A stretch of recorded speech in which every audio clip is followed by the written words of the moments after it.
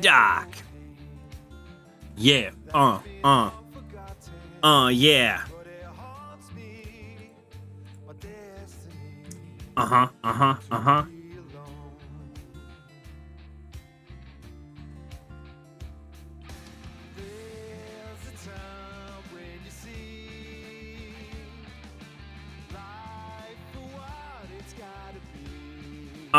Uh-huh. What it's gotta be. They'll destroy you. They'll destroy you. Uh-huh. Alright. Walk alone. Walking alone. Oh, shit. Let's go. Oh, yeah. Time to premonition some deadliness. Yo, profiling start, boy. Let's go. Gotta let him know. Gotta let him know we up. We out here. We live. Ain't no way out. I can hear it. All right. Let's go then. Uh-huh.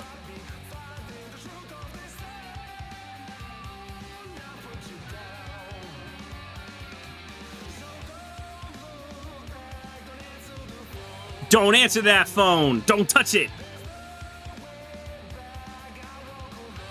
Walking alone, baby.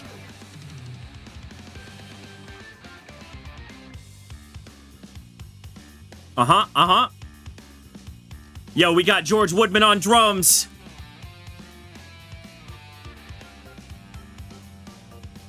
Yo, is that Sheriff Deputy Emily on keys? Yo, Thomas on guitar. He does more than just make delicious biscuits.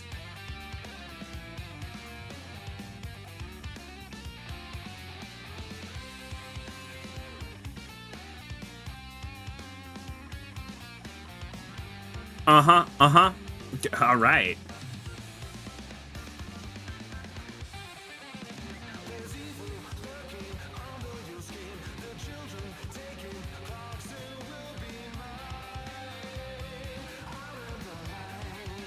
We run the line.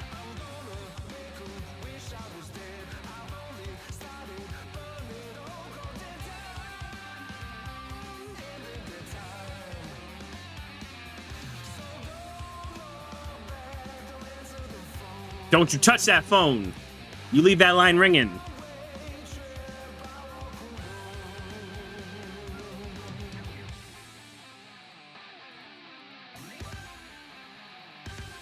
It's a one-way trip. You already know how it is.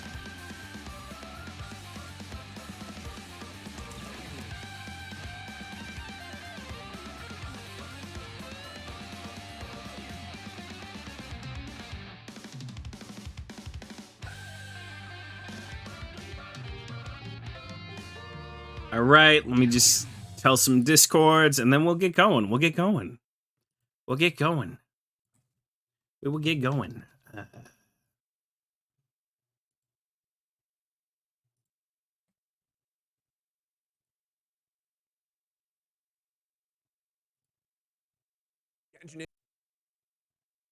Fuck off, Genshin Impact ads. What the fuck?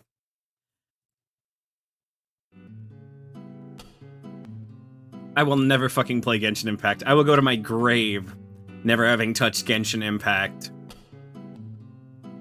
Unless they pay me $2,000. If Genshin Impact gave me $2,000, I would play it for 2 seconds.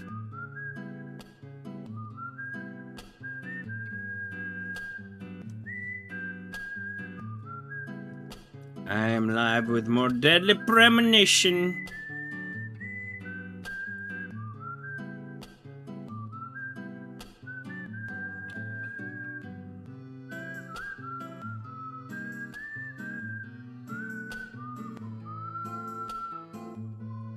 It's me and more deadly premonition. Me and more deadly P. Me and more Chef P. Making that gross ass pink sauce, giving people botulism. Is that what the fuck it was? Botulism?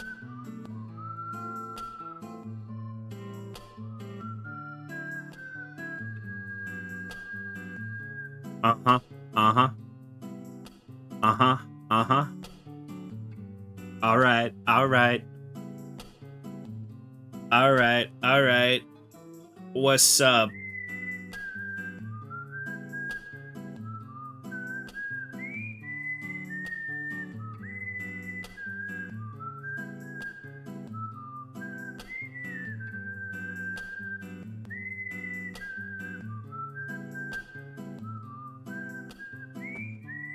All right, let's get it. Let's get it. Stream start now, baby.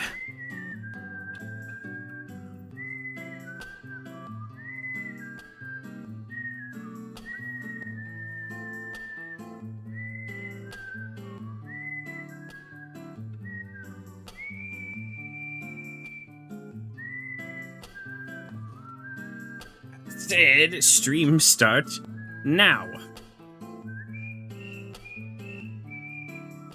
There we go. There it is. All right.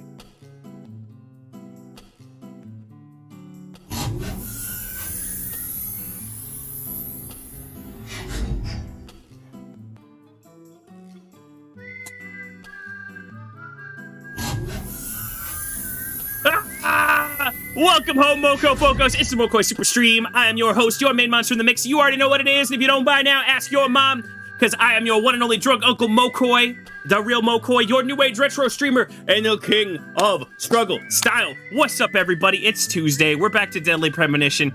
You know what? We're in such a better position than we were last Tuesday. When I said, oh no, my dog Hank has a bone sticking out of his butt. That's bad.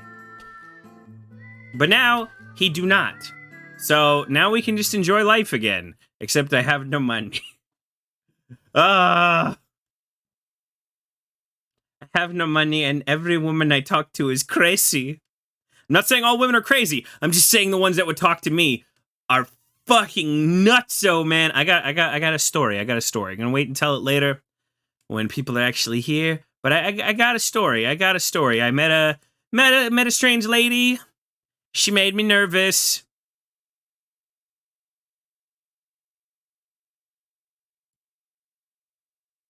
She told me to come over, and I did not take that trip. I said, no, I will not.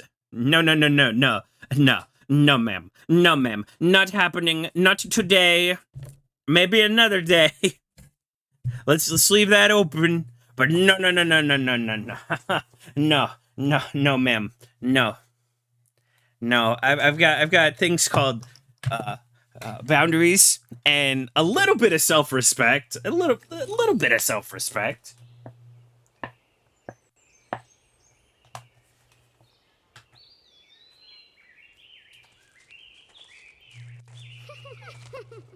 All right, good old Deadly Premonition. Hold on a sec while I check on the sound. Sound check. 1, 2, 3, 4. Sound check, and more. We're doing a sound check. We're going to sound heck. Welcome home, El Rams. It's a sound check. Going to sound heck. Check your sound before you wreck your sound. I am going up and down. It's Mokoi time, and here's my rhyme. My name is Mokoi, and I'm here to say... My name is Mokoi, and I'm here to say... I'm checking my sound anyway. Hurry up, Pa, you're too slow.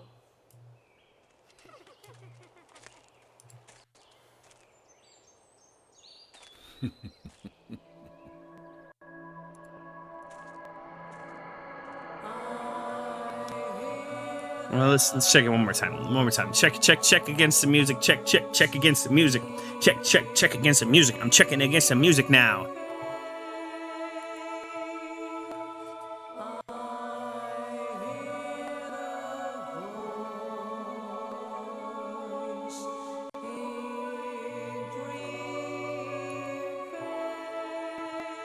Okay. Alright, if the game is too quiet, let me know. So, let's just go. We're back. I can't believe it's not Twin Peaks. Where are you hiding? Sir, you called my landline. This is a landline. You know exactly where I am. And as you can see, the background changes, depending on what chapter you were playing, or at least that's always been my understanding. It's always been my understanding that that's what that means. So anyway, we're episode 1, Greenvale Inhabitants. Wait, what? Would you like to restart with this file? Okay. Previously during the investigation, these puppies are making me go to another town in the... Woof woof, puppies. I didn't think you'd keep me Puppies. waiting in the rain for You know what? I love dogs.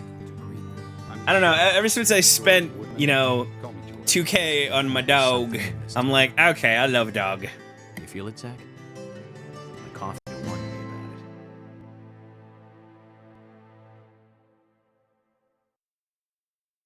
Now that I've been spending more time with him, I'm realizing how good of a dog he really is. Sometimes. Sometimes he is good dog. Other times, no. Welcome back, everyone. Thomas. Agent Morgan, it's past 2100. Let's meet up again at the community center tomorrow. I haven't been sleeping much since this all started, to be honest. I'm exhausted. I was just about to suggest the same thing. I'll make arrangements for people to gather between 1500 and Ooh, that is 1700. so picking up I'll try and get as on... many people as I can to come, so don't be late. Okay? Don't be late. I'll be there. Shush. Snuck down the The Premonition. community Stop picking center's up. on the south side. Stop I marked picking it on up. your map. Thanks, Thomas. Dumb microphone. See you tomorrow. Yeti. Nah, I don't blame Yeti. I am decently decent about... I have decent feelings about the Yeti line of product.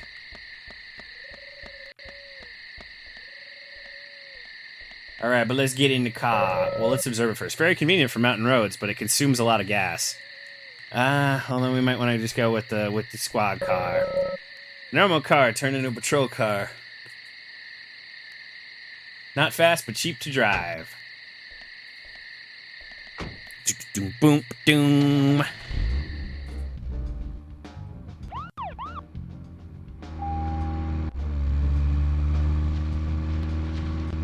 All right, so here we are. We're back with Dizzy Pizzy. Oh god, I gotta get gas.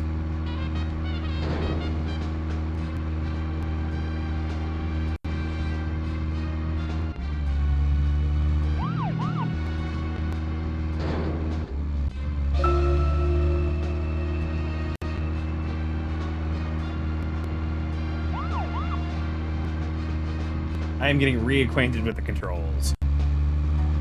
Tremors. I think Fred Ward was in it. You say Fred Ward, and I say Remo Williams, The Adventure Begins. That one was back in '85, I think. Directed by Guy Hamilton.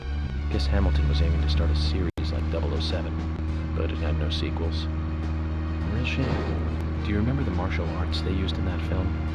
Called Sinanju? The ultimate in martial arts, using no weapons at all. Remo's master Chung ran across water, remember? And he loved soap operas. Man, that was a good character. He was played by Joel Grey, the best supporting actor in Cabaret. Of course, in Remo, he had so much makeup on, you couldn't tell.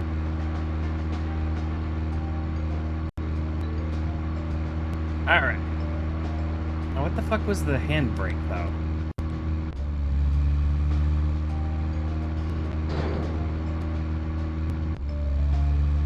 Okay, so...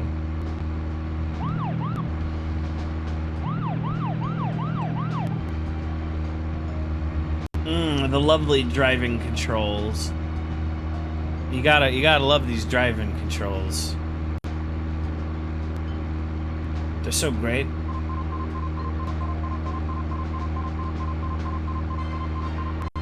Oh, good. I'm nearly out of gas. Also, I'm going towards Cope's Tunnel at night, which is not great.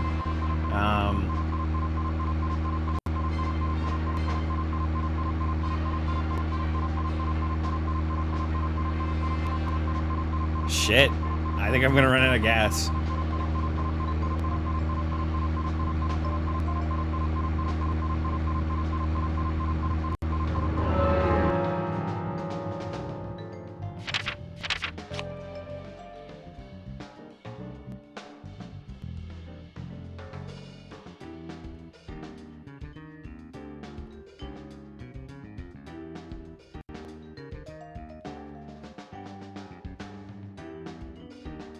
All right, I do want to go do one thing that's really gonna help us out. I want to do like one side quest. Who's there? Who's there though? All right, Thomas is at Thomas's house. Now where's George? Where's George's house? Okay, that's the Great Deer Yard Hotel. That's where Polly Oxford is. Polly Oxenfree.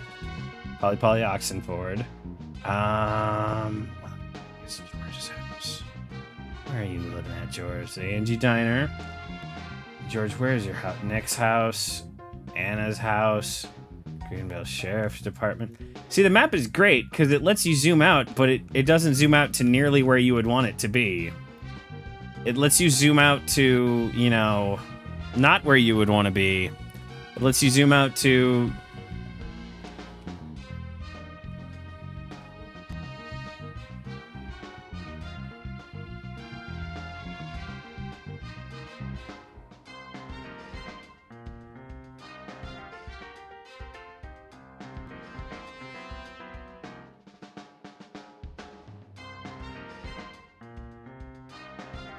Ryan's house. George, where the fuck is your house, George? George, where's your fucking house, dude?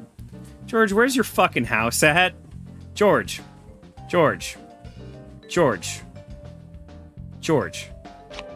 Where's your fucking house? Where's your fucking house at, George? George, where's your house? George, where's your house? Where is your house, George? Trust me, this is going to be our best item in the game. Okay,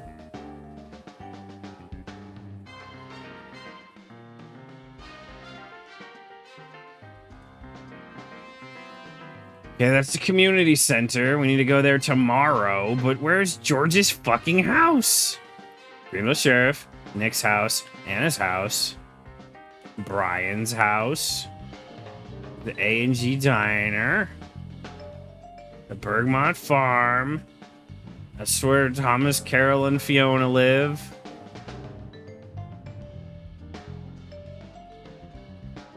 George, where's your house? Where's your house, George? Like, come on, man. When you're fully zoomed out, you should be seeing the entire... You should be seeing the entire map, you know?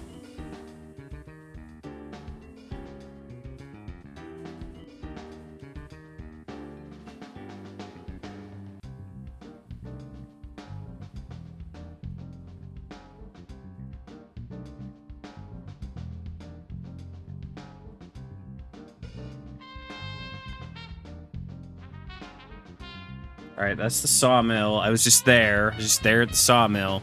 Where's this road go? This road doesn't go anywhere. This road goes to Forest Keeper's cabin where Jim Green lives. Yeah, this is out here where like nothing is. George Woodman, where the fuck is your house?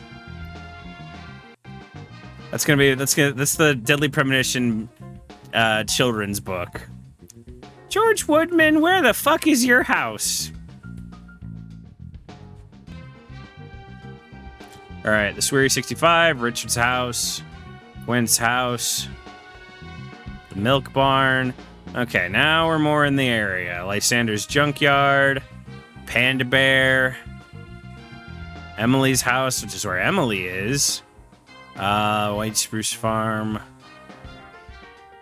Keith's house. Come on, George, you gotta be nearby. You gotta be nearby, George.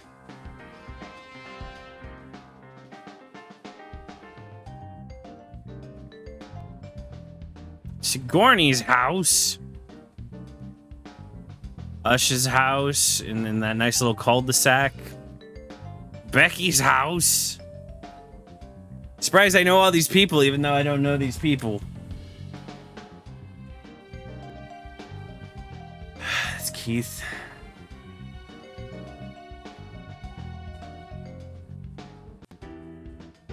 There's George's fucking house, covered up by the goddamn card.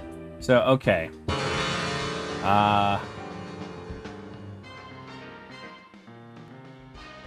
Oh, god damn it. I could have been doing that this whole fucking time.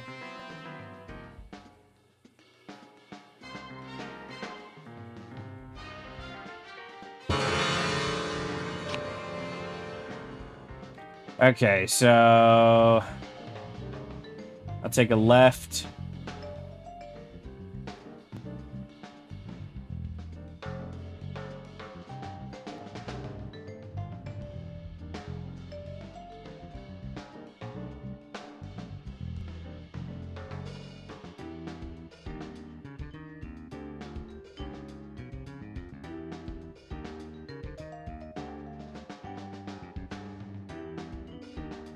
Ah, crap. I should have taken a left back at the other side of Cope's tunnel. Damn it.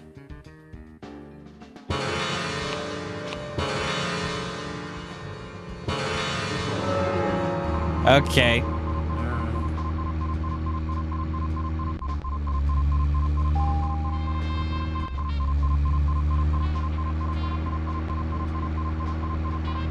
Don't look back, don't answer the phone.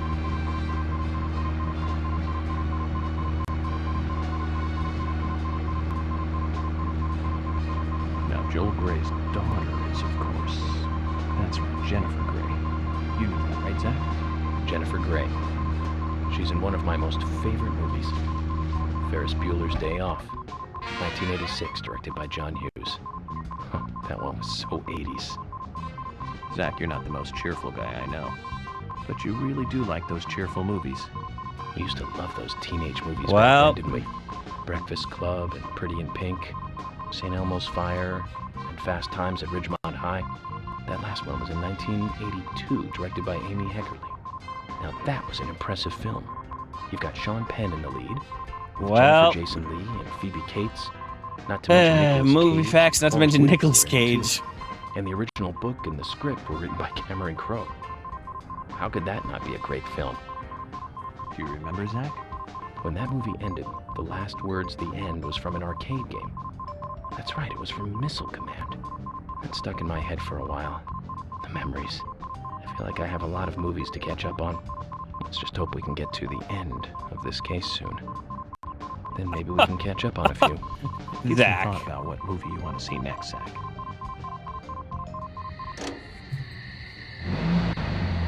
All right. So now we're locked away in the wilderness. Zach, is there something here that you want to check out? We need to be at the community center by 1500 today.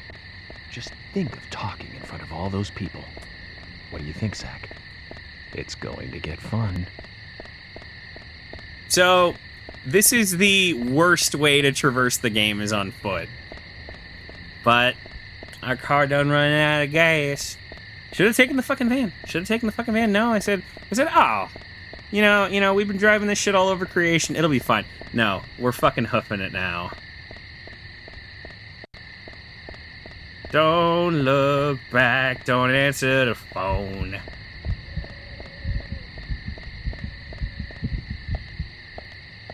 So George has something really useful that we set up to get last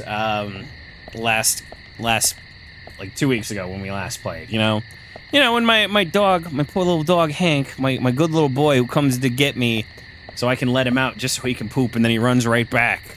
You know, great little dog.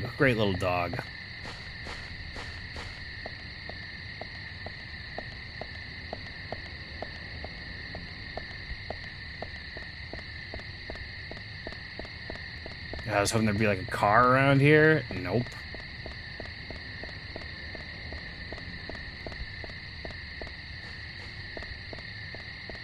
But don't worry. This side quest is super important. That is why I'm taking all this time to do it. What it's gonna unlock is unlimited fast travel, so we never have to fucking drive again. Unless we're going to a new location, we don't have to ever drive again. Hey look, it's a squirrel. And unlike in Deadly Premonition 2, squirrels aren't fucking enemies.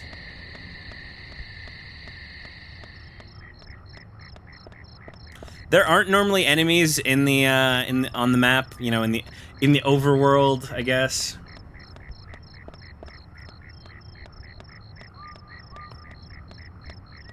Except under very distinct circumstances. I swear to God, George better not be fucking asleep. Emily also has something good, but it might not be time to get anything from Emily yet. So is everybody having a good day? Everybody having a good day? Also, I see you lurking, DTS. Good to see you. Oh, fuck. Sorry, while running, I didn't pay attention to York's stamina.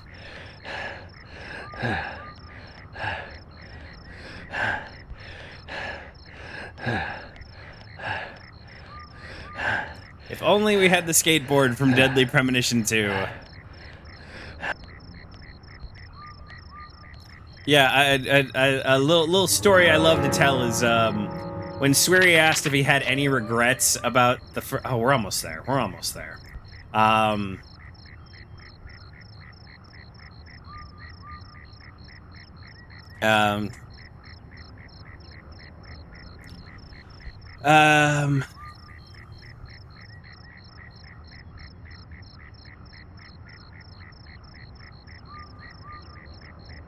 I swear I know words and how to say stuff.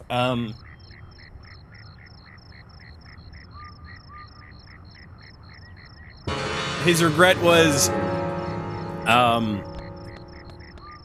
that York couldn't ride a bicycle, which I think would have been cute. But in the second game, he rides on a skateboard, and he can't drive cars.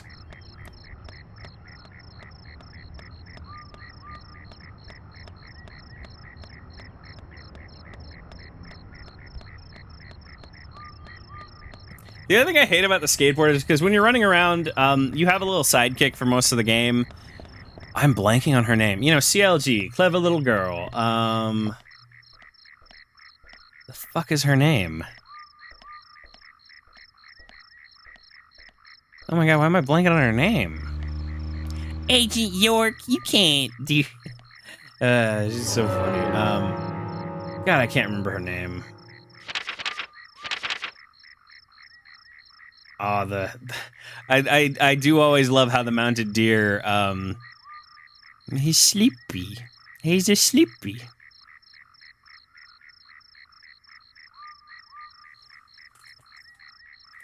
It's very, I think Evil Dead. I think it's an Evil Dead reference, kind of. I think that has I'm sure there's other media where there's a moving moose head. Oh, look at that. I'm already role-playing. I'm walking on the sidewalk. You can't get hit by cars.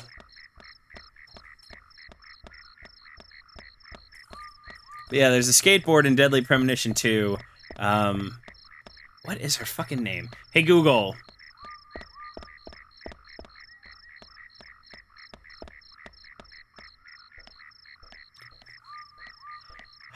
Of course, it doesn't respond to my voice, but it will respond to other people.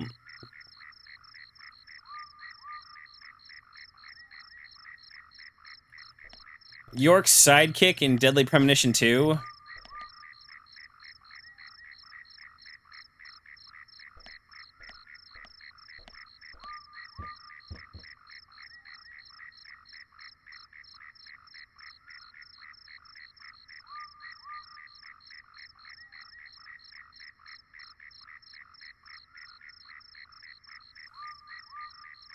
What is that little girl's name?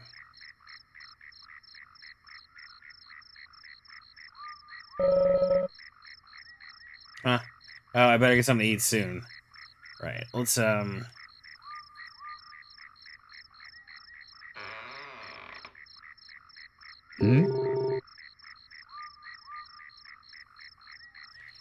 I guess. Agent Morgan, I really don't want you to come to my house. My mother is very sick. She doesn't want to talk to anyone. She hates other people's voices. If you understand, leave.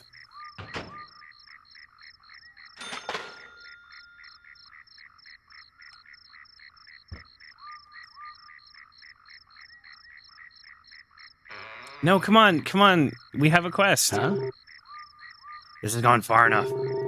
I'm trying to be polite, but you've crossed the line. We can talk at the town meeting tomorrow. Now leave. No, come on, come on, come on, come on. You have a quest. You have a side quest.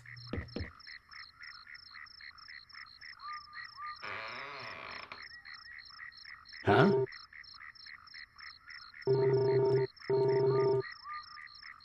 George! George, no! Oh, God. Oh, this is not good. This is bad. Oh, man. Okay, what is... Girl from Deadly Premonition 2. Ah, Patricia! Okay, yeah, Patricia. Okay, so totally goofed that.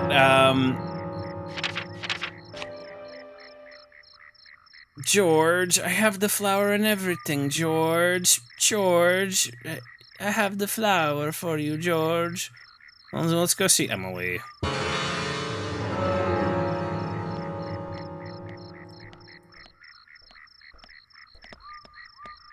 Let's go see Emily. I don't think we can start her quest either, but we might be able to see her in a cute outfit. And it's not gonna be, oh my god, ugu, kawaii.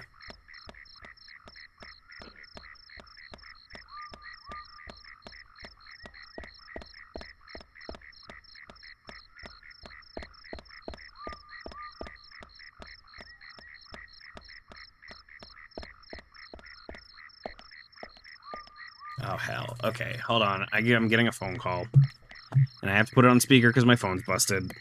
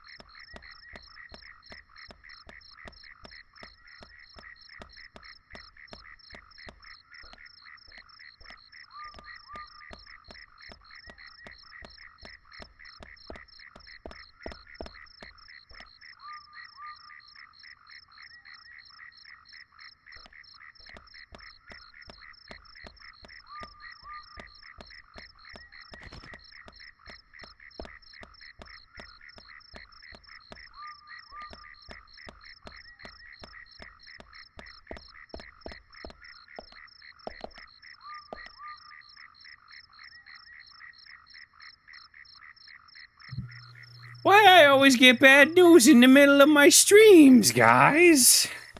It's cursed. Stream's fucking cursed, man. Stream's Kirsten Dunst. They're like, hey, we got your prescription. Yeah, we out. Like, okay, so there's been a shortage on Adderall for like a fucking year now, and it's like, why? What is there, like some fucking unobtainium? Is it made of like fucking unobtainium? Impossible? Like, what's going on here?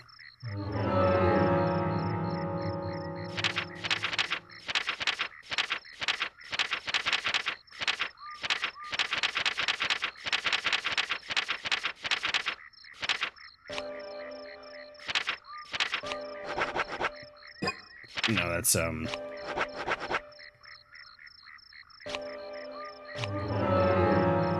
Alright, so Flair is our fast travel. Welcome home, Kyo Demon. You're just in time for bad news. They can't fill my fucking Adderall. I take little tiny, like, 20 milligram shits, and... Oh. No, it's fast travel! What the fuck? Oh, no.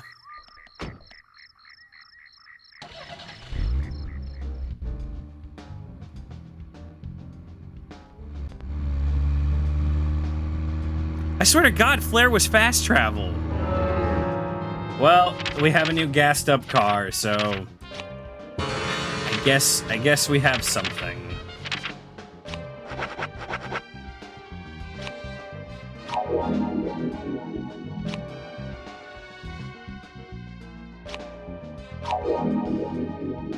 And we will eat the pickles.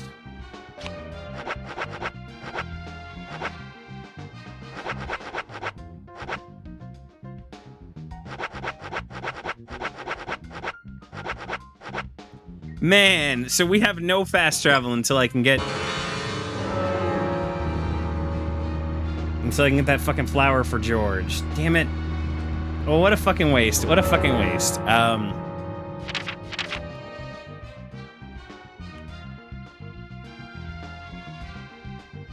Usha, what are you doing driving out here in the middle of the night to your house?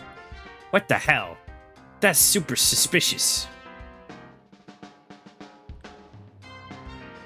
Alright, so I just need to drive up the road and then take a right. I think. Yeah, drive up the road, go down the tunnel, take a right, and then I'll eventually see the Great Deer Yard Lodge.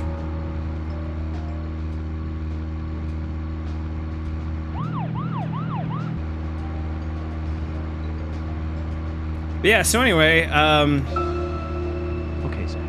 I've been thinking about what movie I'd Damn like it. to watch next. And finally, I've made a decision. It's always hard to narrow it down just to one movie, but I've put a lot of thought into this, and I'm sure you'll agree with me. 1975. Directed by Steven Spielberg himself. The grandfather of panic movies. Set in a small town in Massachusetts. That movie made me stay away from the beach for years. I was always afraid that a hand might come floating up. You know what I'm talking about, right? Yeah? It's Jaws. The underwater camera work, accompanied by that John Williams music. I'd never been that scared by a movie before.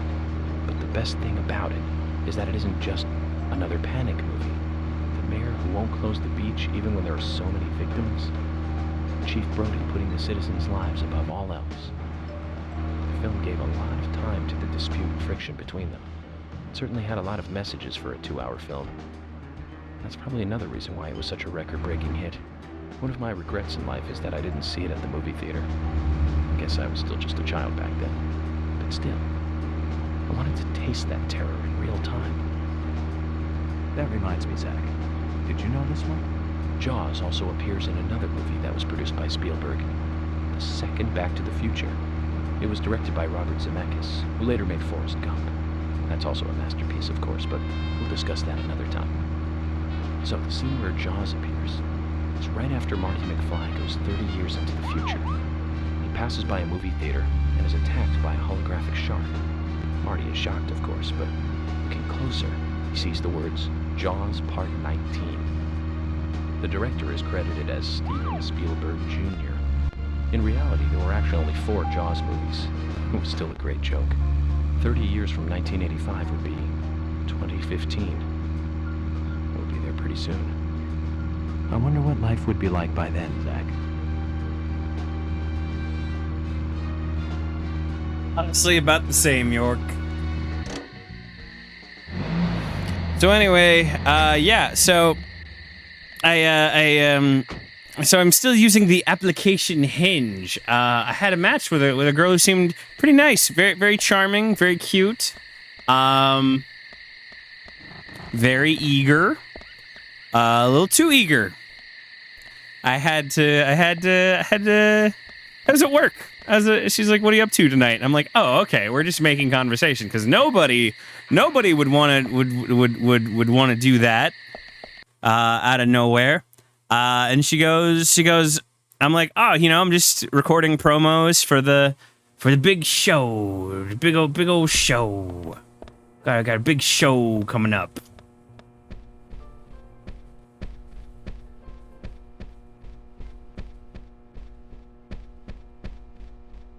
Got a big old show coming up.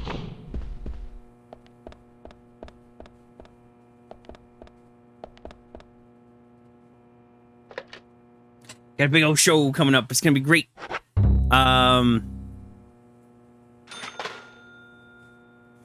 But then she's like, "Oh, it's a shame that you won't have time to come give me a private show." And I'm like, "Fucking what?" And she's like, "Yeah. I bet if you come over, I can give you a fucking..." She's like, "I bet I can make you tap out." And I'm like, "Excuse me? Ma'am." I was like, "Hi, I'm very flattered that you're so interested, but I like to take things slow. And also, my phone's about to die, and also I have, my phone's about to die, and I have, like, I have to go buy groceries. And she's like, buy condoms. And I'm like, ma'am. Yeah, very, very spicy lady. Very spicy lady. And like, I was like, all right, can we go to like IHOP and talk first? Like, jeez. So anyway, eventually I just go, no, I'm not comfortable with that. And she's like, yeah, understandable. And so I texted her this morning. I'm like, hey, how you doing? I haven't gotten a response. I think she was just looking for some DOD and she might have gotten it from somebody else. DOD meaning dick on demand.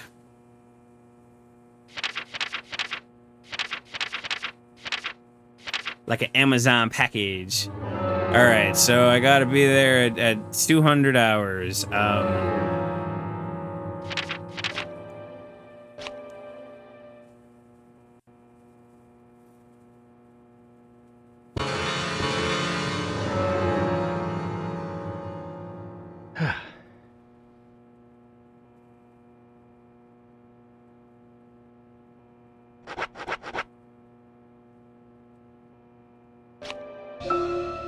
Oh, the clock is down in the bottom left corner.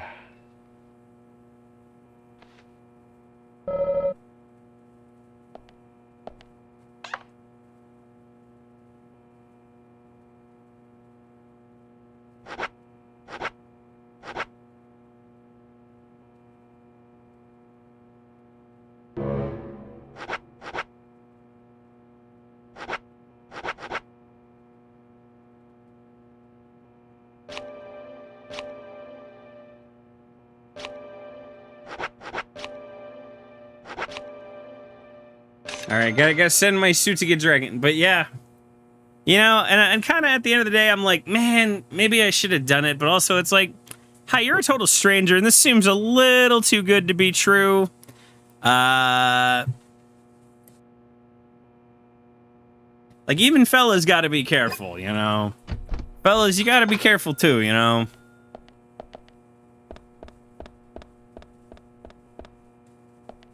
Like, I was like, man, I could just be getting lured into a fucking apartment, and then, you know, her big acquaintance was gonna fucking come out and they were gonna stab me and steal my kidneys, you know?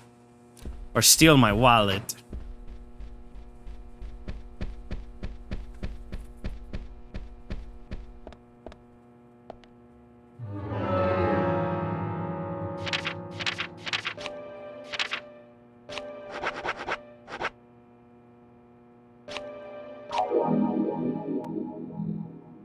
A turkey sandwich, so good. Hank's doing good. Hank's doing good. He's just doing his thing, you know? He's back to barking at everything and bothering me when I'm on the toilet. Because then he's like, I need to go outside to poop. You know, gotta keep an eye on him right now, you know, so he doesn't run around outside and rip his bandages off. Gotta take him back to the vet. They're gonna undo his bandages. Take a look, see if it's healing up. Which he's doing great. He's doing really well. I'm feeling very good about what we've done.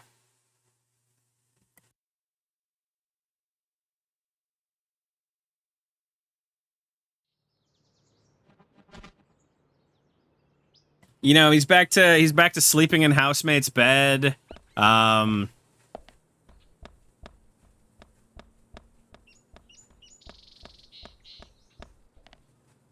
You know, whereas before, for a little while, he was, you know, wanting to be very, very off by himself. You know, because he had a fucking bone sticking out of his butt.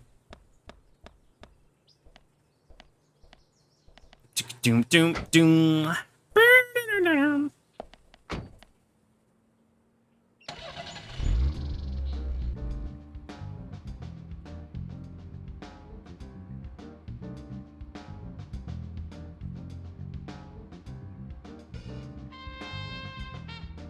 Ah, fuck, I shouldn't have eaten the turkey sandwich. I think I actually could have had some of Polly's breakfast. You know what? We'll go do that anyway. You know, we might have filled up on the turkey sandwich, but,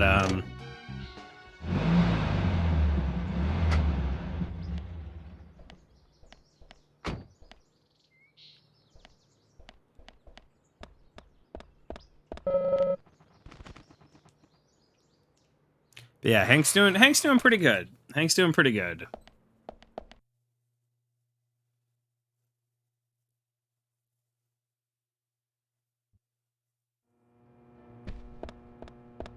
He was really loud this morning, though, because, I don't know. You don't go through what Hank's gone through without being weird. But he's back to prioritizing, you know, his abandonment issues. My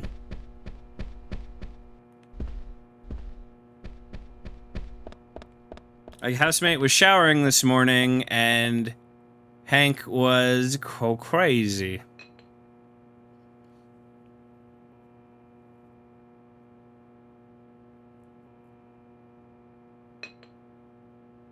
Unexpected trouble is coming your way. Lucky item, lighter. Good thing we have one of those. Trouble heading my way in this job. But I'm always up for a little excitement, too.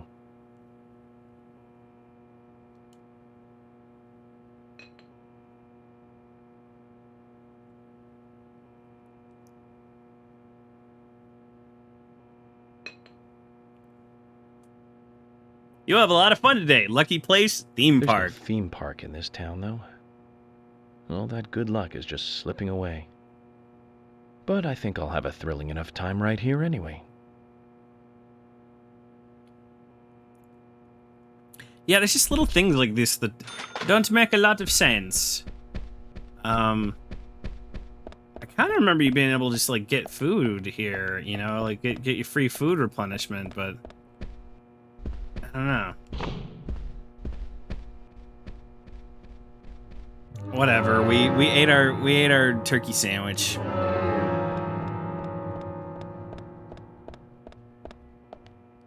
Oh, hi.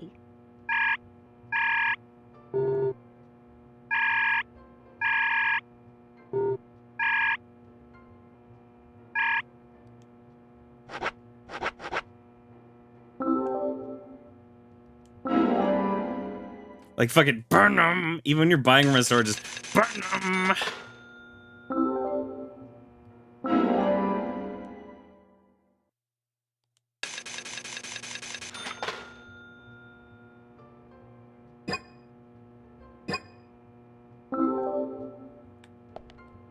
Oh, What we got? hi.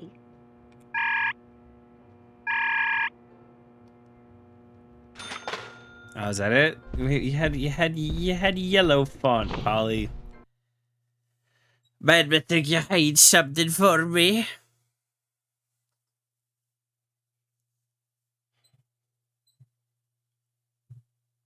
But anyway, let's grab a patrol car and we'll just head on over to the good old the place. We're getting in the car.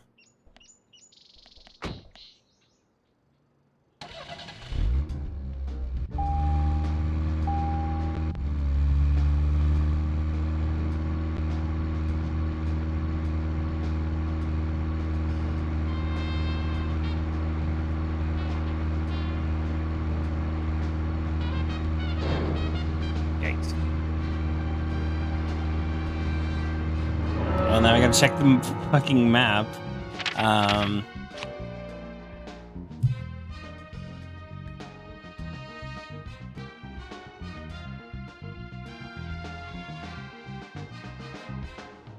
Okay, so we gotta take a left on Vale Way. Oh, okay. It's not even that far.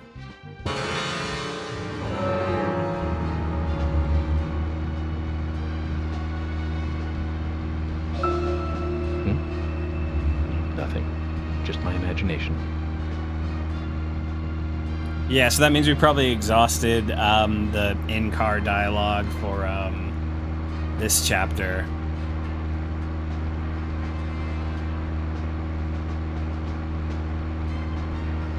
Hold on, let's check where George is. I don't like how long that pause took. Okay. Main target area, Becky, Muse Gallery, Harry's Mansion, George Woodman. Okay, so Thomas is making breakfast. Making breakfast.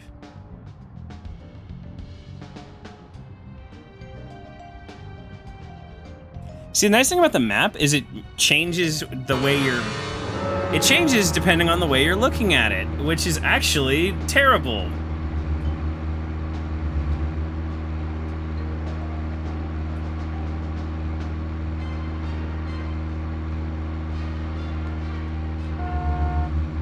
Sorry, I'm looking at my big GPS map.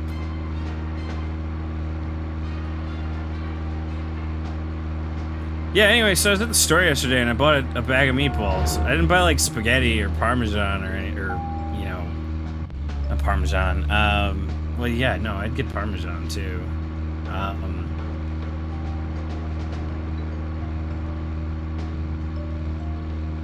Marinara, that's what it's fucking called. I didn't get any of that. I don't really know why. I'm just trying to like switch stuff up. But anyway, they're not even that big. They're about like I don't know, they're about the size of like a quarter. Like a quarter. Like Longley, you know, XY axis quarter, you know,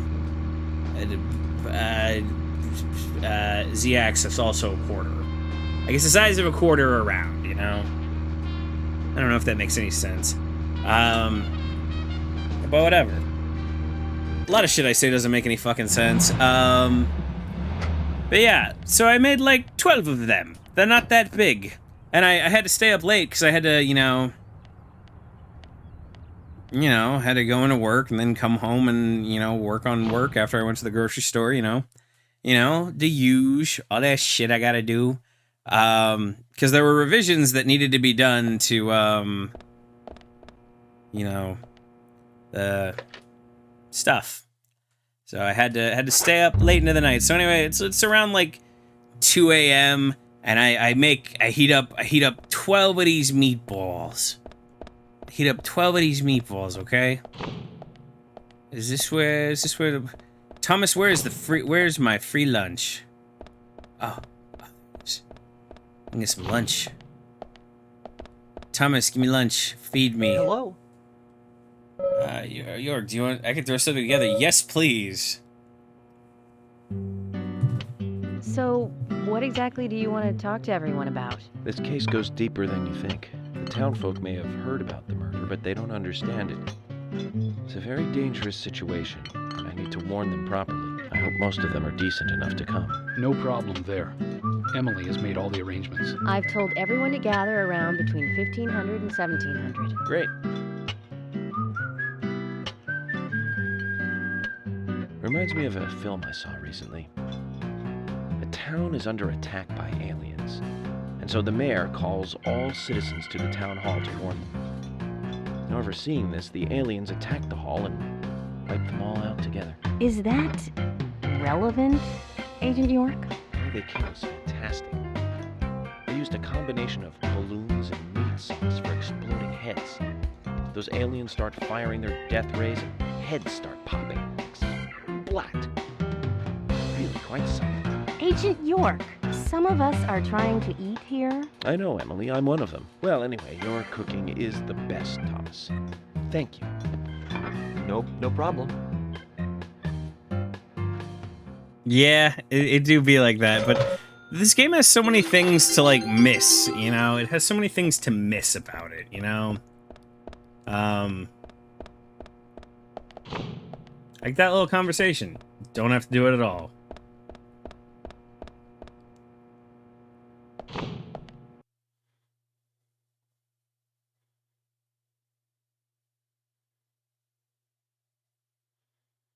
God, I need to get a flat koi fit for when we're playing this.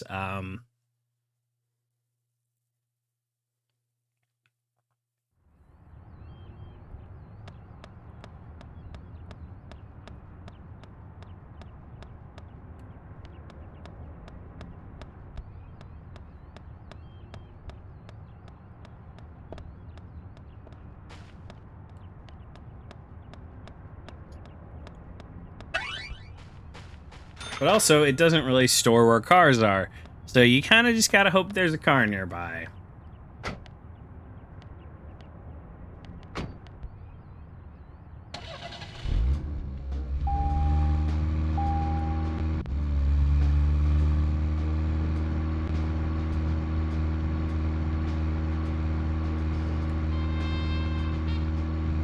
Anyway, we should just get to the town hall and then do the, Uh-oh,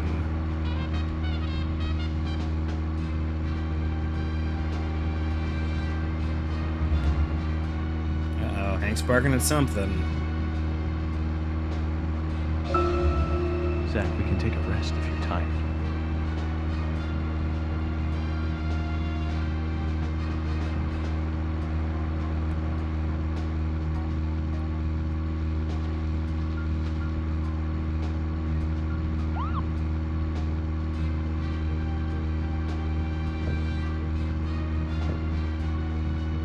I'm trying to do anything to avoid the pause screen.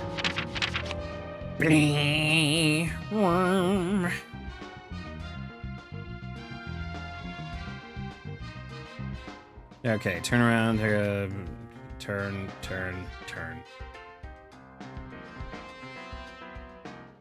It'll be a left when I get to it. Yeah, left and then the first left.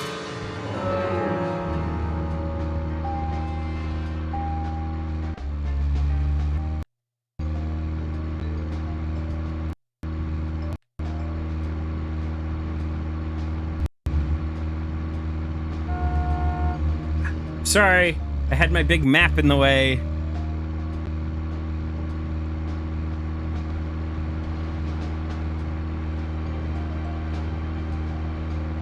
I guess that's pretty realistic. You know, if you were looking at a big old map, you would more than likely get into a car accident.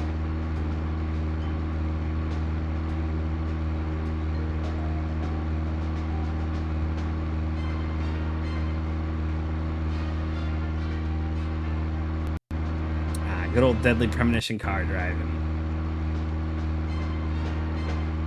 Yeah, some of these deadly premonition streams are going to be a little uneventful, but you get the charm of it. You get the charm of it, you know?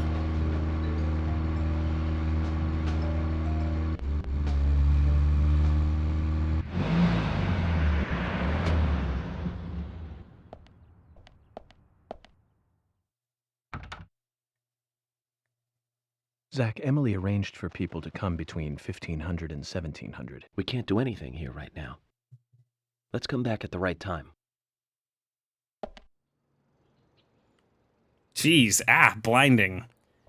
Okay, so what we do now is,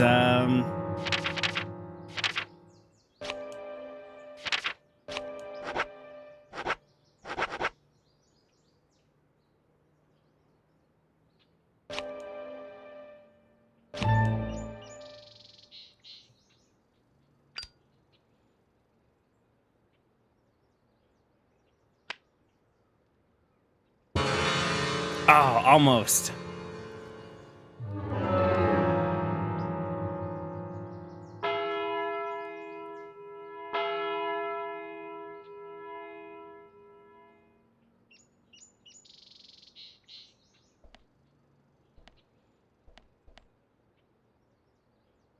Come on, time. Come on, time.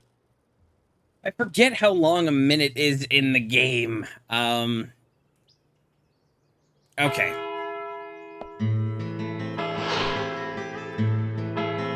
Alright, the Greenville Community Center, formerly the Mercury Theater. Greenville Community Center. Now that's an impressive building. The clock tower is impressive too.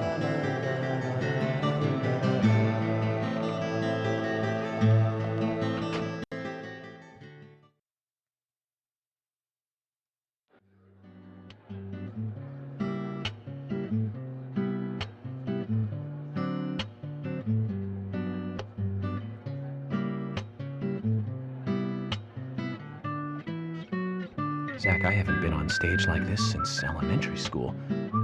I'm not some tree in the wind this time, either. That was a tough role. I was a piece of scenery. Bright red tree. Thank you all for coming today. Getting right down to business. Agent Morgan, from the Federal Bureau of Investigations, wishes to speak with you. Good afternoon. I'm Special Agent Francis York Morgan. Some of you are already aware by now of the tragic murder of Anna Graham. Truly a heinous, terrible crime. I've come to this town to solve the murder of this young, beautiful girl, and to bring the one responsible to justice.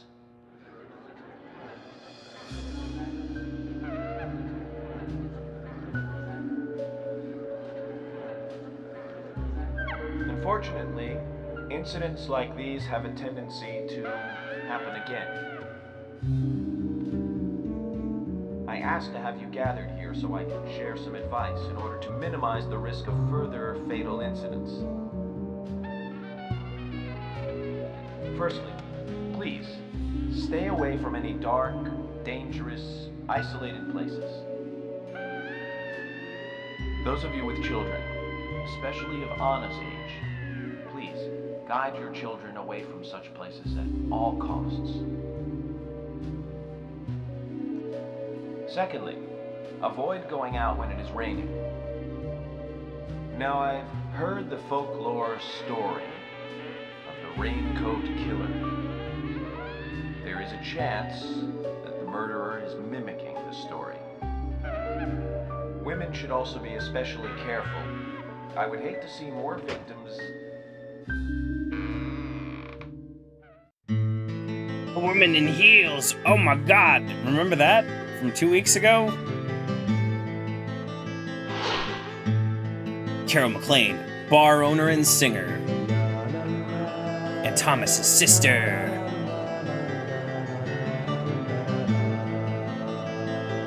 Who's the fashionably late one? That's Carol, Thomas's sister. She owns a bar. Thomas's sister.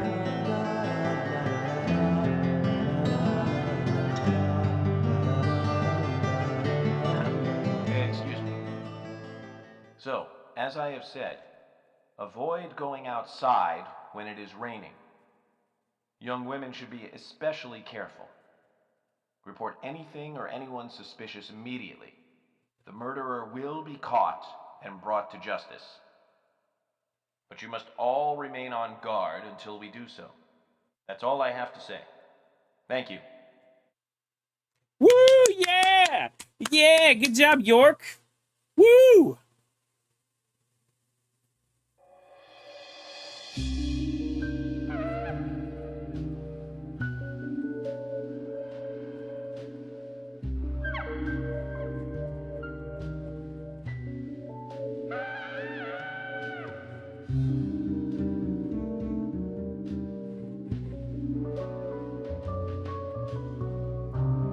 When paying for Okay, our Hank sins, we is must not howling frown. nonstop. I need The loss of to go honor check was on him.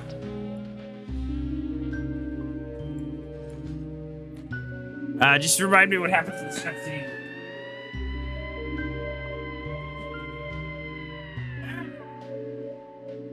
When purple fog covers our town, we'll all wander in hell, I fret. So says Mr. Stewart.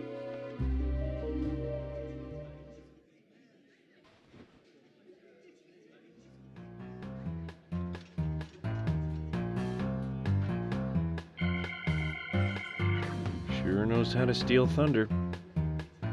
Well then, Zach, let's ask some questions before all these guys leave.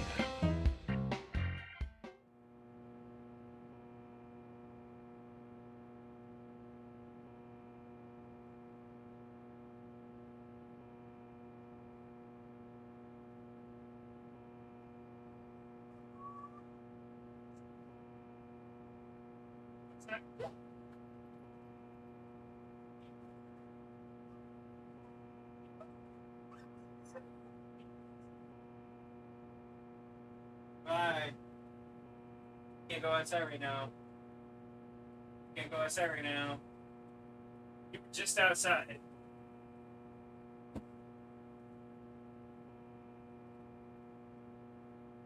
Good old Hank, back from the dead.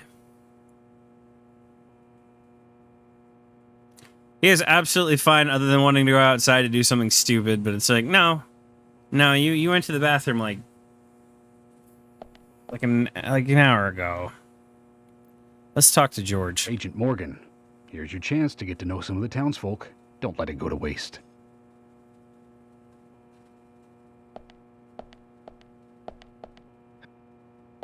Yeah.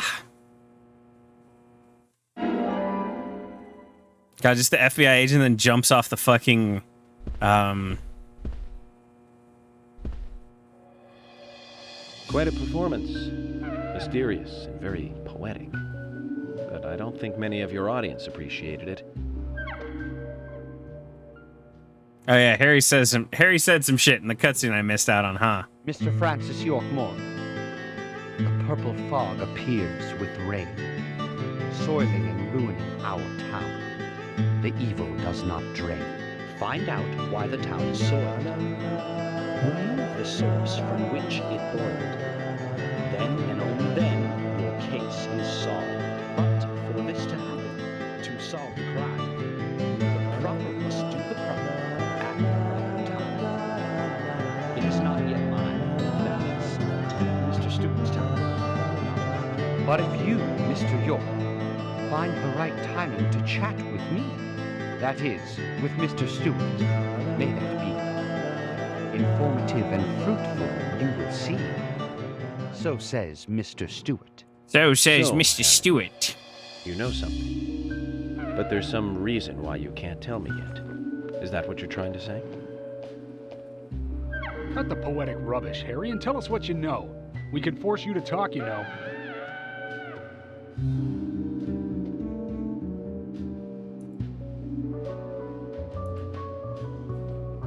Mr. Francis York Moore, pay close attention to the signs, the omens, and the premonitions.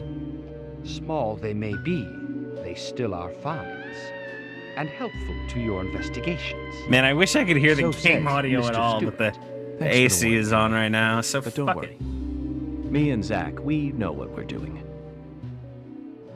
Oh, as soon as I said it, it turned off, because actually it's cooling down like a lot. Let me go ahead and mute this fucking server.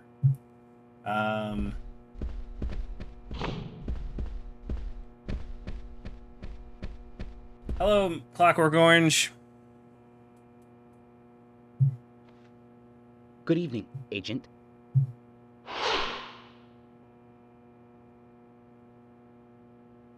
Good evening, Mr. Brian. The great Brian. Brian. Mr. Bryan. I like the retro look. Auditioning for Little Grave on the Prairie? Anna. Oh, she was so beautiful. Too soon. Too soon to go to the grave. So sad. So sad. I totally agree. That's why I'm here, looking for the one who did it. Were you close to her? Anna. Her smile. So warm. Anna. Blonde hair. So bright. Brian, I'm arresting you on a There's hunch. a graveyard somewhere in town, Zach. I'm not excited about the idea, but maybe we should at least check it out.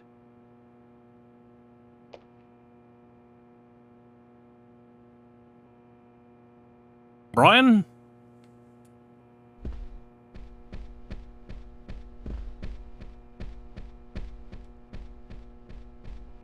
Brian, you going to jail, Brian. Brian, you are going to jail. Aw, sick, we got some Agent Honor, and now we got some cigarettes.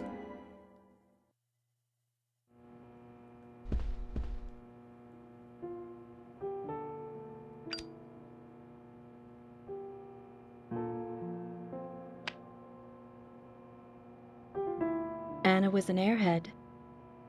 Yeah? What do you mean? Are you saying she was killed because she was an airhead? Or are you saying that she was an airhead for being killed? I'm sure she's still an airhead, even in heaven. She changed her hair every day. If she lost a pound, she'd be ecstatic. Gain one, and she'd almost be in tears. She broke many, many plates every day at the diner, and she'd always have a smile on her face, always having fun. Everyone looked at her and knew she was a cute, adorable, loving airhead. But they would be smiling right along with her. I wouldn't be surprised if the angels smiled with her too. Whoa. Ah, heaven. That's what heaven looks like. It's terrifying. Isaac and Isaiah said that Anna was a fairy of the forest, a goddess.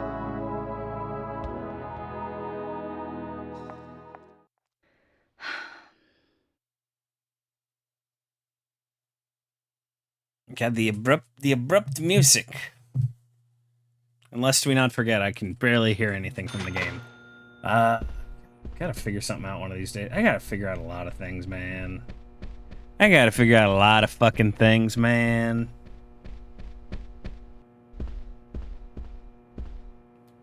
Oh, hey, Bill from Left 4 Dead.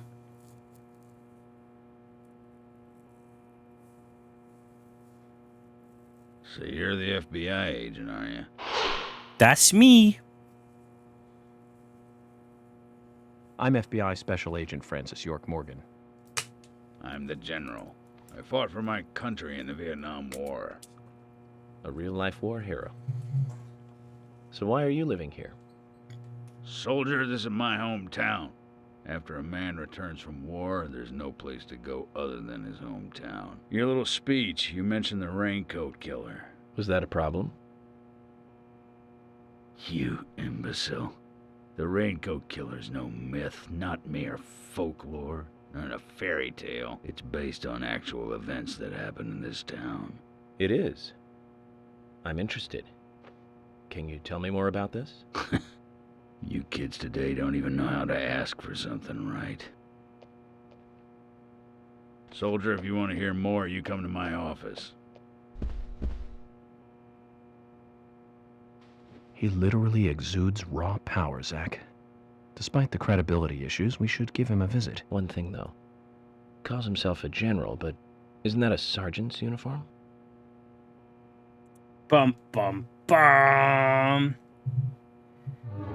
Anyway, Hank is freaking out again. Out of concern for the stupid dog, I must take a quick break and I'll pee and all that shit. It's about when I take my early pee break. It's about when I take the pee break anyway, unless I forget. So I'll be right back, guys. Hang around.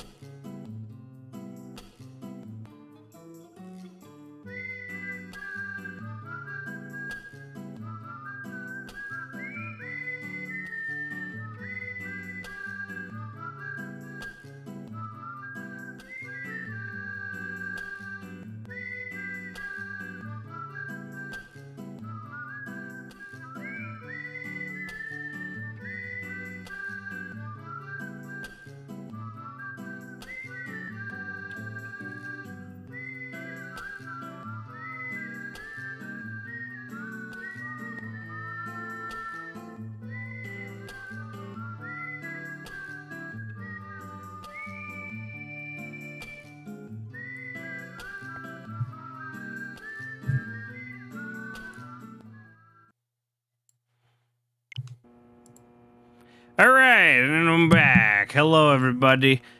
I'm back. Welcome home, Miss Smokoi. Yeah, no, Hank's back to just being fucking Hank. That's how he is. He's Hank. He certainly is Hank. He's 100% that dog. Alright, I know you guys already. Hello, suspect.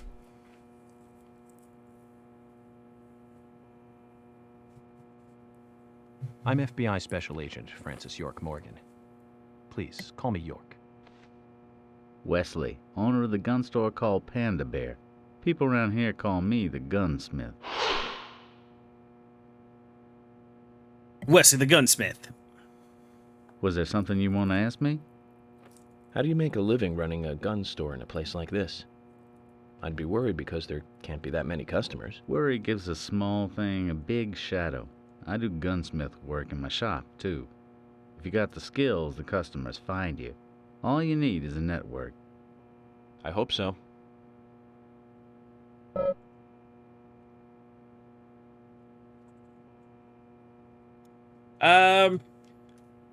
You only need the submachine gun.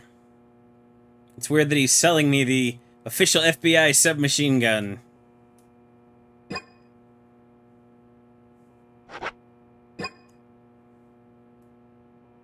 Guns are just tools for killing people. I don't like it more than you You've got do. quite a selection here. No wonder people come from all around. Even today, a customer paid me to go to Seattle for some help. I just got back. I see. Well, I'll be sure to visit your store sometime. I'd like for you to take a look at my gun. Understood. Look forward to it. The shop will be open again tomorrow. It's usually open from 2000 to 0600. See you then. My god, what video game hours you keep, sir? Alright, anyway, here's one of the best characters. Yeah!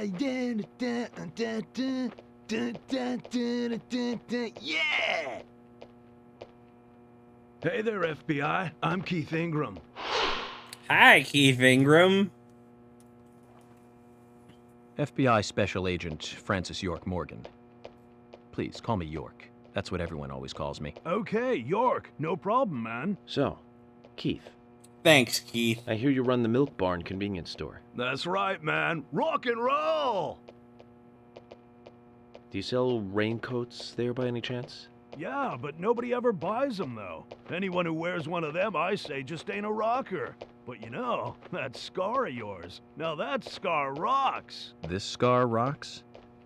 Now that's a new one. I'll drop by your store soon, and let's talk then. Yeah, cool, man. Rock on, FBI! Righto then.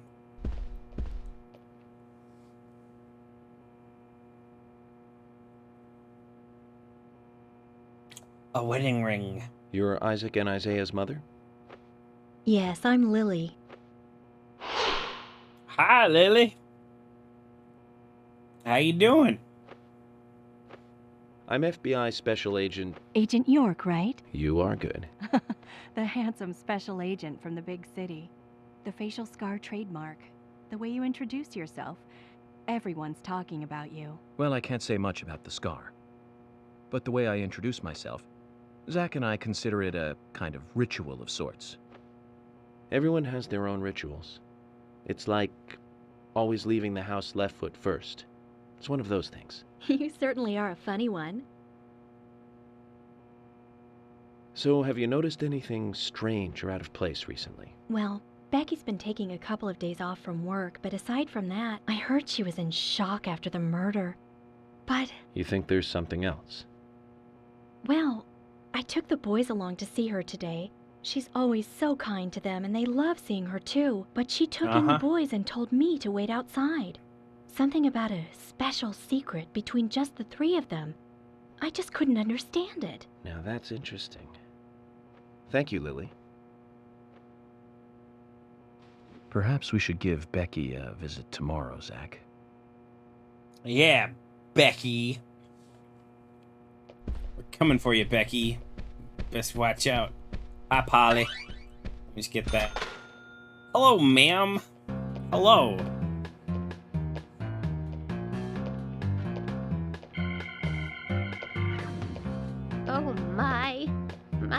pot is getting cold. Roaming Sigourney, nicknamed the Pot Lady. Hey, mister, my pot is getting cold. You are... who? What are you saying? I'm Sigourney. Sigourney. Hello, Sigourney. Sigourney. Okay. Now, what is the matter? Can you explain? No time for chatting. I need to hurry. My pot is getting colder. Oh, you're useless. Zach, we've met all sorts today, but really, she takes the cake. Amazing. Amazing. Really amazing stuff, that Sigourney. She's very Sigourney. Whoa. Ah, damn. Hey, good looking. Nice speech. Gina the Rose, Jack's wife. And you are? Oh, I'm Gina. I'm married to Jack. He runs the gas station. Call me the Rose. You look pretty... revealing. Oh, this old thing. Oh, you should see some of my other clothes. You? Ooh, now you are cool. That scar really is a turn-on. Sorry, ma'am, as I said come to my earlier in the station. stream, I'll I'm give not you a little fucking into extra that. service. That would be Get great. out of here. I can't believe how expensive gasoline is nowadays. Some extra service would be great. Now, about my current case. Do you have any information on Anna? Have you seen anything suspicious? Oh, I don't know. Talk to my hubby about the difficult stuff, okay? This is getting us nowhere, Zach.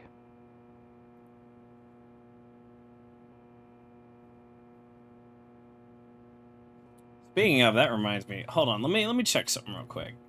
Let me check something real quick right here. Right here. Mm-hmm. Let me check something real fast.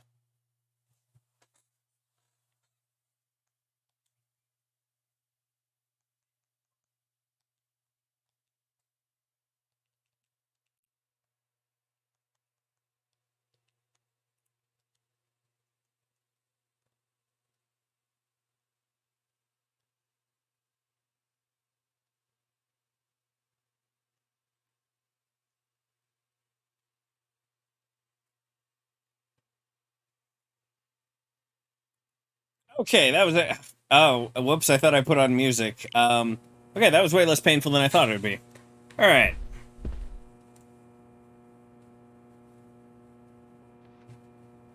I ain't got nothing to tell the cops. Ah, Jack the Raging Bull, gasoline stand owner. What about the FBI? Shut up. At least give me your name. I'm Jack. They call me Raging Bull. That's a manly nickname. If you want info, it'll cost you. I only talk to Ben Franklin. You know, first impressions are important. I can detain you for a few days, and maybe you'll become more fun to meet. Zach, this is a waste of time. Let's go. Yeah, man, York just immediately has zero tolerance for this dude. I think we have like 2 more people to talk to. Sigourney, Sigourney. Sigourney, Sigourney, why must you be so horny? Whatever. You're York, right? I'm Richard Dunn, the owner of the Darts Bar, Swery 65. How nice of you to volunteer information. How'd you like the town? Oh, it's great. Aside from the murder that happened here. Yep. Murder just doesn't fit with a small town like ours. Well, Richard, I'll have to correct you on that. Crimes don't care about size. Big town, small town, just isn't a factor. I guess you're right. So, how did you know Anna? I've known her since she was a child. She was the same age as my son.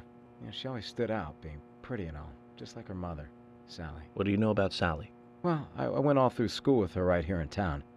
I never thought our children would be the same age. I don't see her here today. Ah, well, see, she lost her husband, and this time it's her daughter. She's at home right now, trying to make peace with it all. You seem to know a lot. How long have you been in love with her? Hey, don't go there. That scar of yours tells me you got your hands full too, right? Let's not dive into personal matters. It'll be better for you and me. You're right, Richard. Collecting gossip. Damn, won't Richard, help we with read the you like a matter at book, hand. man. All right. I think this should be the last guy. Why can't I talk to you? Eh? Oh, maybe I couldn't see the prompt because I'm fucking... I'm like... I'm FBI I'm just Special Agent. straight up Francis question York mark Morgan. and... So Anna was killed. But why does that bring the FBI here?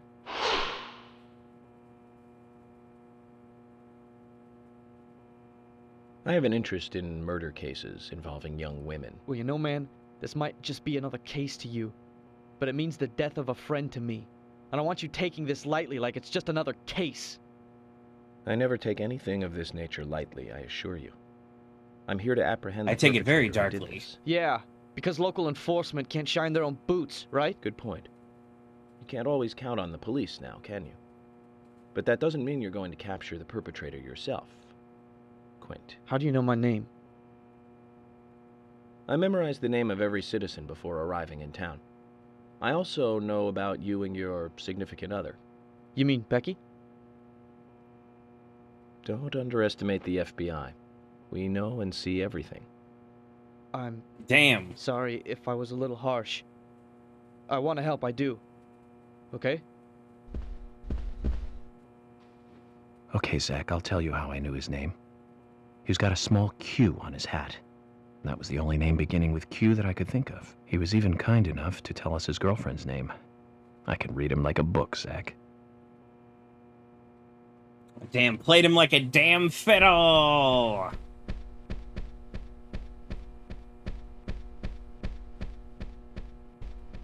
And I think that's just about everybody. So,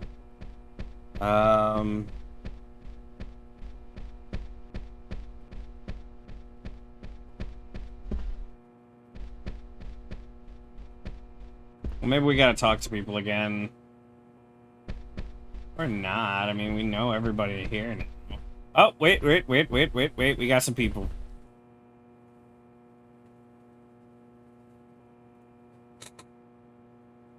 I'm U.S. Special Agent Francis York Morgan. And you are? Olivia, Nick's wife. Hi, Olivia, Nick's wife. Olivia Cormack, Nick's wife. Anna worked at your husband's diner, right? What kind of girl was she? Well, she was a very hard worker. A nice girl.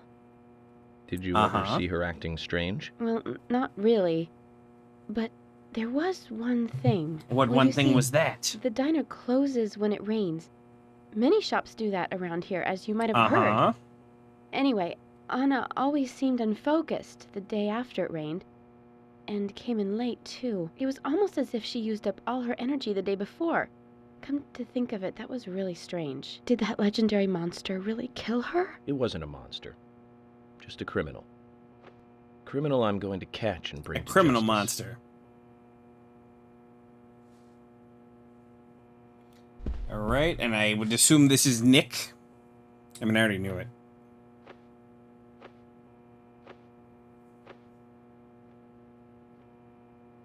I'm U.S. Special Agent Francis York Morgan.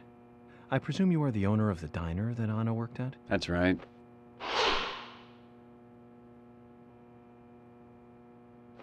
I'd like to ask you a few questions about Anna Graham.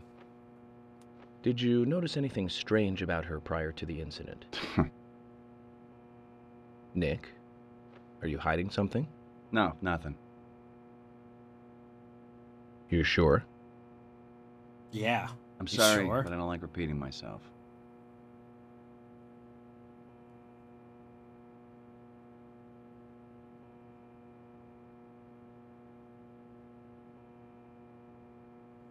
Alright. I think that's everybody now, right? Maybe? Maybe that's everybody?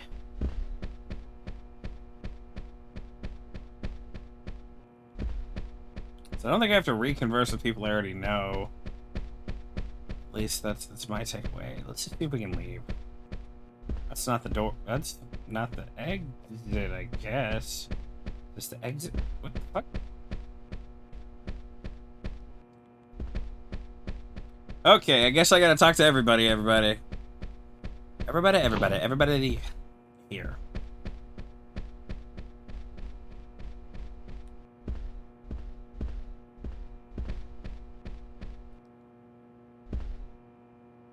Agent York, are you finished asking questions yet? When you're done, let me know. We'll all get dinner.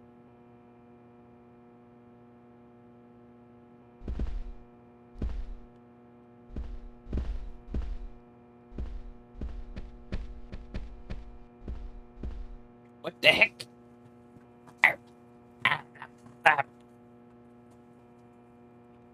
Come on, Emily, what the heck? What the heck, Emily?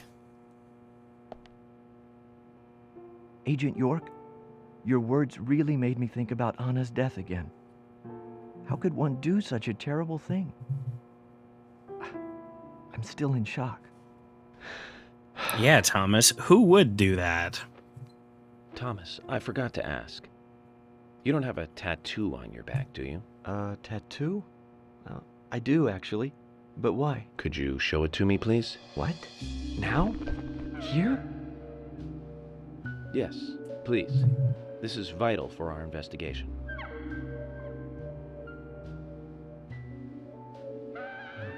Okay, if it's gonna help you any. Yeah, show me that tattoo. Show me that back. Well, I'm wondering who G is now, but aside from that... Did it tell you anything? It told me that you didn't kill Anna. Of course not. What are you saying?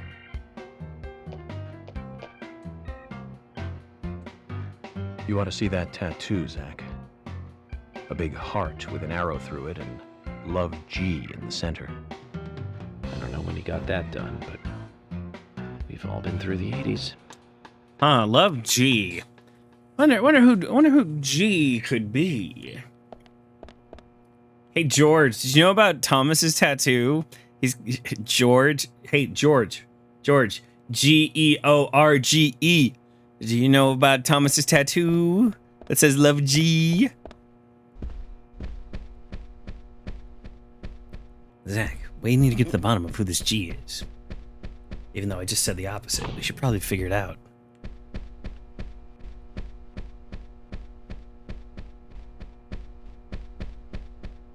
Okay, it looks like I do gotta talk to people again. Polly.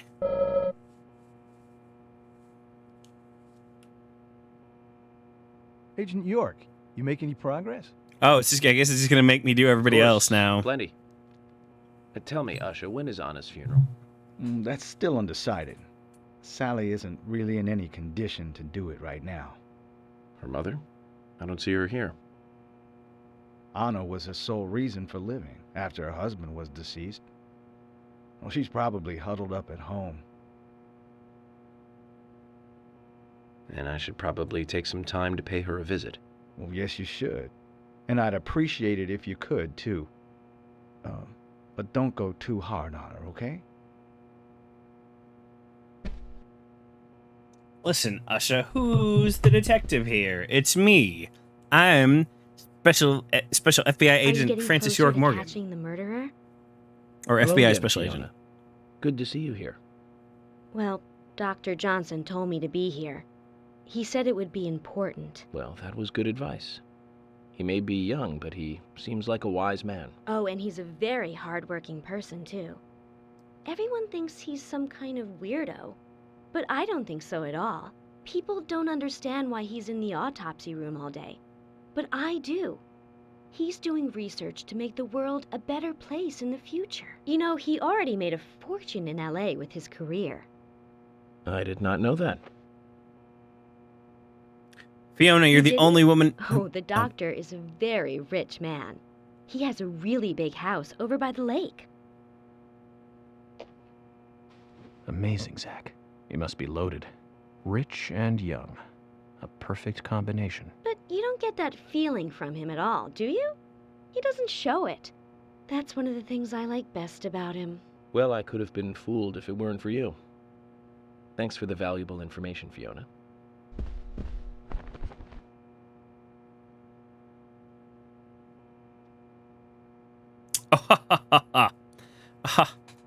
Well, Fiona, you're the only woman who understands him. Go for it. Just go for it. I think that... Oh, right. Jim. Hello, Jim. Jim, thanks for your help in the forest. How are Isaac and Isaiah? They're fine. They really seem to love their grandpa. Well, I guess they do, son. I want to keep them away from the filth of the material world as much as I can. Their mother agrees, which is why she lets me take care of them so often. And that's why I want you to solve this case quickly and go home. Those rumors about that scar of yours do more damage than good around here. I guess I reek of the material world, don't I? I have to, in order to do my job. But I understand what you mean. I'd think the same if I was born in a place like this, Zach.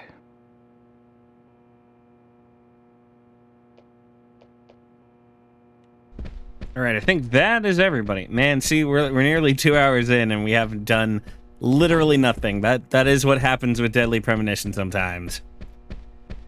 Hopefully we can talk to Emily and advance the game. No, we haven't talked to everybody yet. Who's left?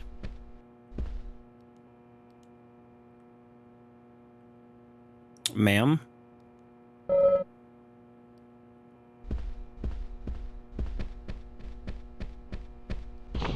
Yeah, York magically knows who is and isn't related to the case.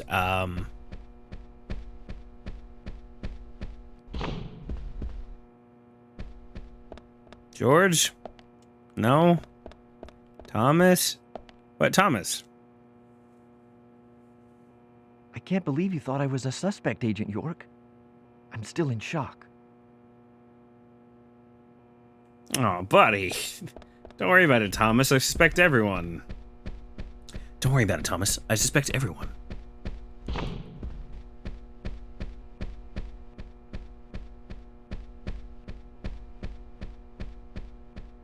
And there's nobody down this way. We already did this. What the hell? What the fuck?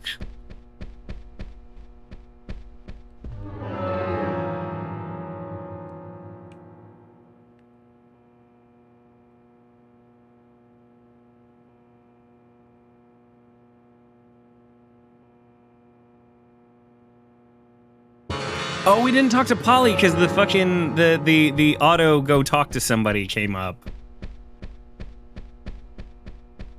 Gosh darn it. Hello, Polly.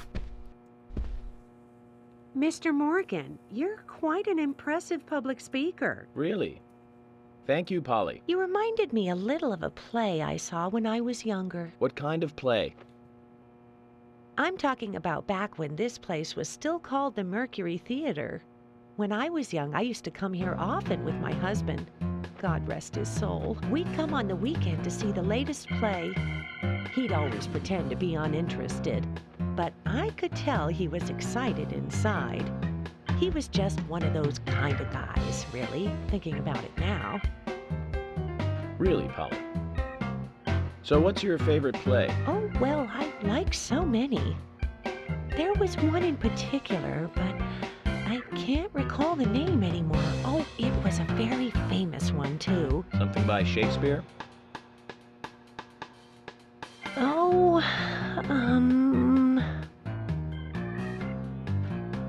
no, nothing. One more bell that doesn't ring anymore. I've always been forgetful about the plays we used to see anyway.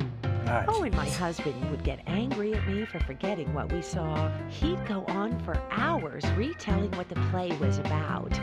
His eyes were so sparkling, like a happy young boy. I see.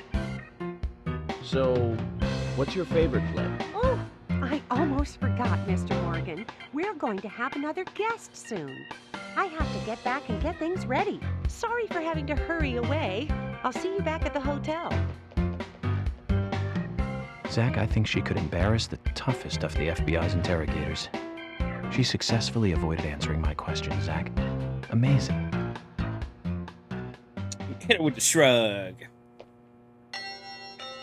All right, there we go. That was everybody. Agent Morgan, I'd like to let everyone go home now. Let's go outside.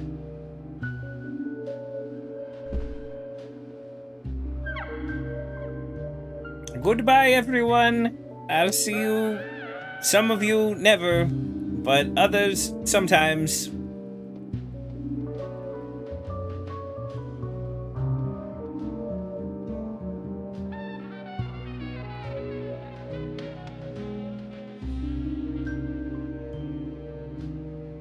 There they go, beginning their exodus.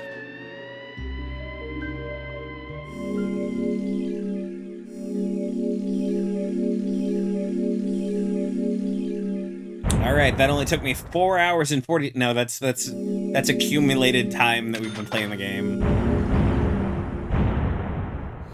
I might go a little later. I don't really have anything to do other than work on stuff. Because it's been all just well, I don't know. Let's see if we're popping off a little more. Also, I see you there, Penny. Hello, Penny. How are you doing, Penny? It's so good to see you. It has been so long. Well then, Agent York, do you have any plans for this evening? I was going to head back to the hotel and go over my notes. I need to contact HQ and give a progress report, too. Okay, then let's call it a day here. Sounds good. Contact my office when you finish your report. We'll pick you up tomorrow morning. Diane, the owner of the art gallery, should be back soon. All right, then. Let's do that. Hold on, Agent York. We're going out to eat at Nick's Diner. Would you like to come with us? The diner? It might be nice. Thomas is a great cook, but Nick is the real deal. No visit to Greenvale is complete without eating at the A&G. A very appealing proposition. Zach, what do you think? We can always go back to the hotel after eating dinner, or go directly back to the hotel. You decide, Zach.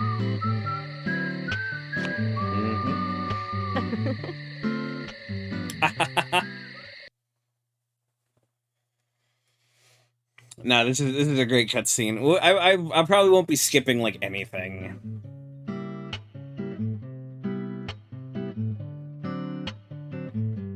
I've been sheriff here for a long time now, and this is the worst murder I've ever seen. Our town is a little odd in some ways, but it's usually a peaceful place. We had our fair share of cases, but just the regular stuff. A high school kid shoplifting from the milk barn, maybe? Or some hot-headed kids fighting, fueled on liquor? Nothing more than that. Agent York, what kind of cases have you dealt with in the past? Oh Not boy. much different from those you've just mentioned. The case I was on until last month, well, the guy killed 7 girls in a 3-month period. He sawed their heads off from the neck and took them back to his house. He cleaned the skulls up and used them as utensils in his daily life, to eat from or as a urine cup. He hated women. That was his way of dealing with it. What the fuck? He'd fill skulls with ice, cola, and rum, then he'd down it in one gulp. For him, that was a holy ritual. The question of his mental state was the pivotal point in the court case. Oh, man. For me, he was insane. 100%. Drinking from the skulls, well, that is one thing. But those he had used to relieve himself, he would then just use them to drink from, too.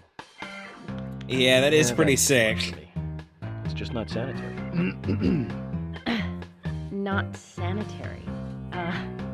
That's probably not the problem for most of us. What else? Ah, yes. An ingenious law school student breaks Fuck! those rules. Okay, I forgot about that. That was Oh my yikes! Thank you, Yikes! Agent York. Now, let's talk about something else. You don't want to hear anymore? That's a shame, isn't it, Zach? I was just about to get to the good part, too. Sounds like you live in a totally different world. I mean, you're like an elite agent who just jumped out from a movie or something. In your eyes, we must look like we're just playing cops and robbers. Ugh, I give up. I can't compete with you. Don't say that, Emily. The cases you have solved are all full-fledged crimes. A crime is a crime. Size doesn't matter. There is no big and small. I think there is a big or small when it comes to crime, actually. Crimes always have a criminal and a victim. What about jaywalking? No victim will ever welcome a crime, no matter what its size. So, fundamentally, there is no difference in size. Again, what about jaywalking? Said, Agent Morgan. We work day and night to preserve peace and order in this town. You understand that, right? Of course. But still, I don't view shoplifting and Anna's murder as the same level of crime. Me neither. I never even dreamt that such a thing could ever even happen in this town. I keep on expecting to see Anna here in this diner, waiting on tables.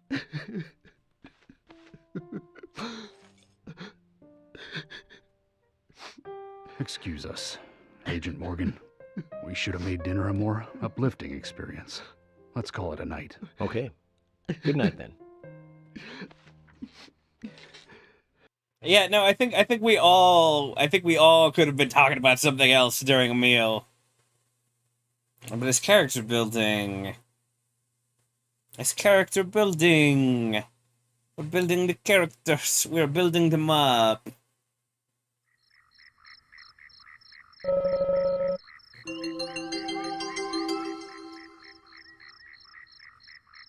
Okay.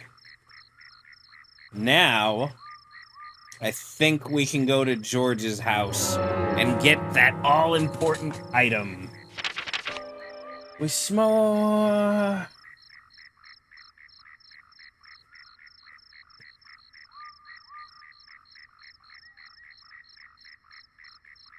What are you doing at the Galaxy of Terror, George?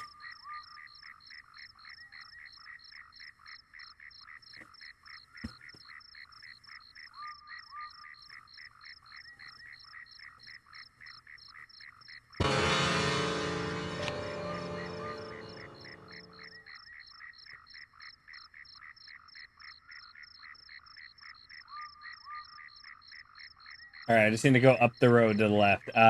There might actually be something to see here.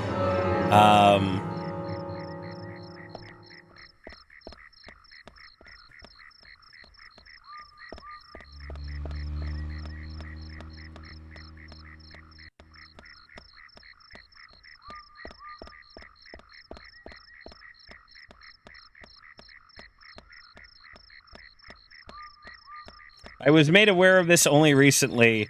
There might be a little secrety secret here.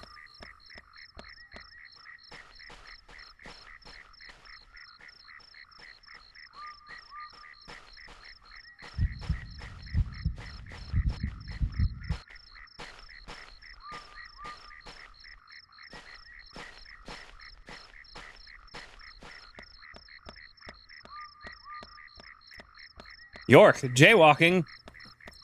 Time to investigate yourself. For jaywalking, you said all crimes are the same, and you just jaywalked. What does a J in jaywalking even mean? Jerk walking? Jackass walking? Hey Google.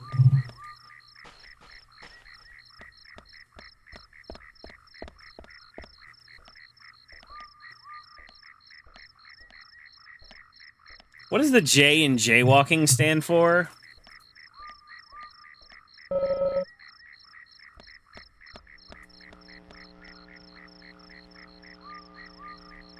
Okay, the word J was used to describe someone who was an idiot, simpleton, or hick.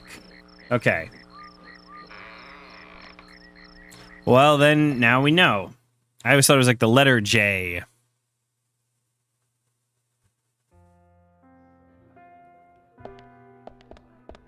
Hello, George.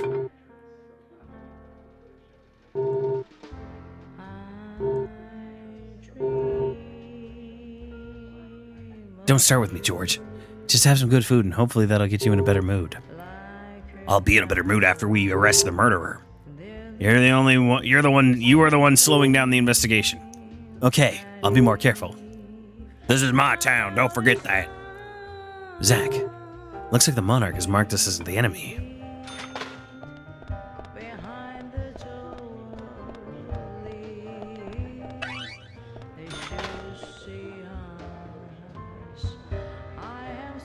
Oh, great. Here's Carol singing Miss Stiletto Heels.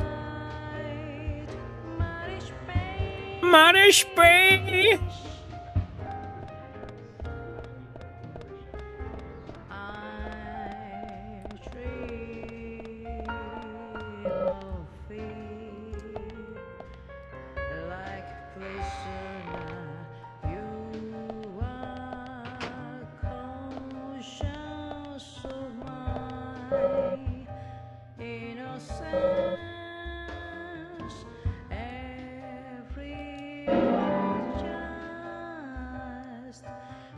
All right, we got a mental. Just hold my hand, even if you don't understand. Hold up.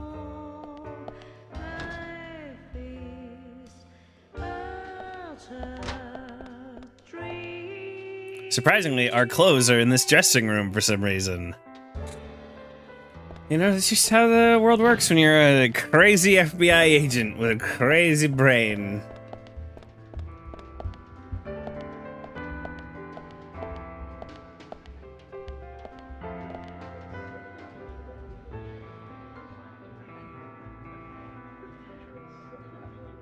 There she goes.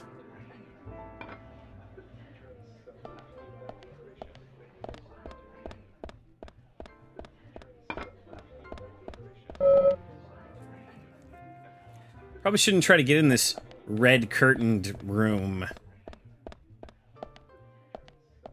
Oh, wait. We might actually get to see something real fast. That was a fantastic song. I don't need your calculated compliments. I'm not calculating anything, Carol. I'm just saying that you have a wonderful voice. Well, thank you. Happy now? No, not quite. Huh? I'm trying to give you some praise, but you're only appreciating a tenth of it. This could be a problem, Zach. Huh? What do I have to do to make you believe that I'm being honest? Easy. If you really liked my song, then get the hell out of here.